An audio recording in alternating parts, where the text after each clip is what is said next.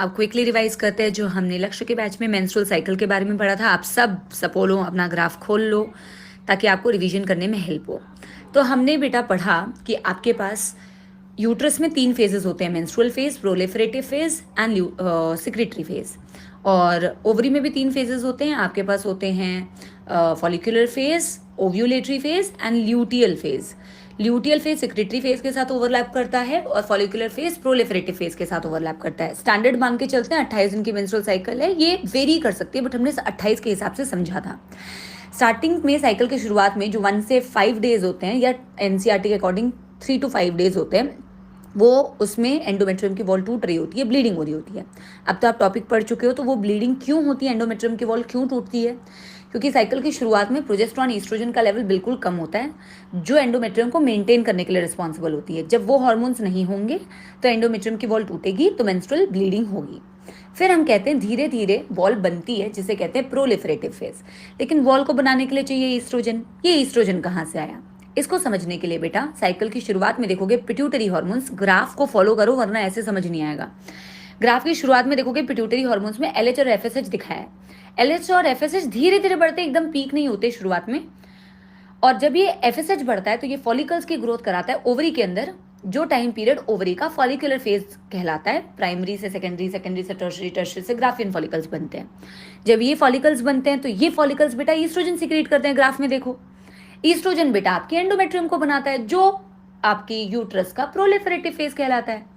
और सबसे mature follicle around mid of the cycle में 14th डे के अराउंड हाईएस्ट ईस्ट्रोजन सीक्रेट करता है, जिससे ईस्ट्रोजन की पीक दिखती है ऑन 14th डे।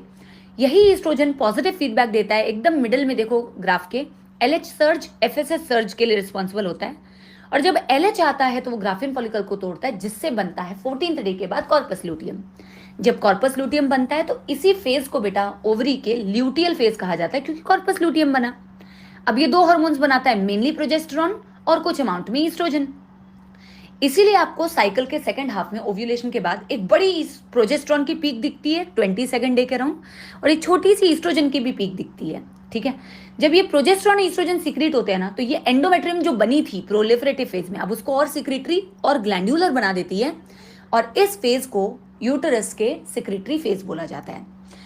अब मैम ये तो समझ में आ गया, लेकिन साइकिल में सेकंड हाफ में तुम्हें दिख रहा होगा बेटा 14 डे के बाद एलएच और एफएसएच अचानक कम हो जाते हैं।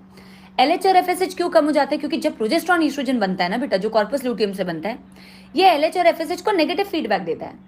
एलएच और एफएसएच को अगर नेगेटिव फीडबैक देगा तो उसका पीक के बाद एकदम नॉर्मल हो जाता है वो हार्मोन, और एलएच अगर खत्म हो गया कॉर्पस लूटियम खत्म हो जाएगा। इसीलिए साइकिल के एंड तक आते आते बेटा कॉर्पस लूटियम खत्म हो जाता है। अगर कॉर्पस लूटियम खत्म हो गया, प्रोजेस्टेरॉन ईस्ट्रोजन खत्म हो जाएंगे। प्रोजेस्टेरॉन ईस्ट्रोजन खत्म हो जाएंगे तो बेटा साइकिल की फिर से शुरुआत हो जाएगी। एंडोमेट्रियम को मेंटेन करने वाला जो हार्मोन है अब वो नहीं है, फिर से मेंस्ट्रुअल ब्लीडिंग होगी।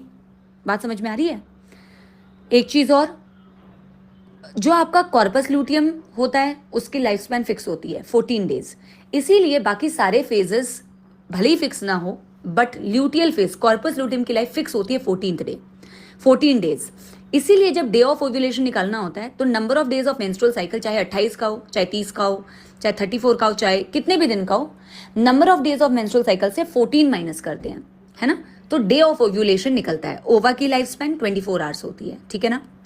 ईस्ट्रोजन की पीक साइकिल में 2 बार दिखती है, ओव्यूलेशन से पहले ग्राफियन फॉलिकल की मदद से, ओव्यूलेशन के बाद कॉर्पस ल्यूटियम की मदद से।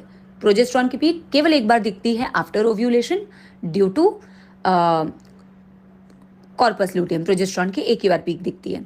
जितने भी फेजेस आपको बेटा पॉइंट वाइज लिखवाए हैं, जो थ्योरी लिखवाई है हर एक फेजेस के बारे में, उसको एक बारी आपके ग्राफ से मैच कराना और एक बारी लेक्चर को वापस से देख लेना इनकेस आपको कोई भी डाउट हो। Thank you, bye bye.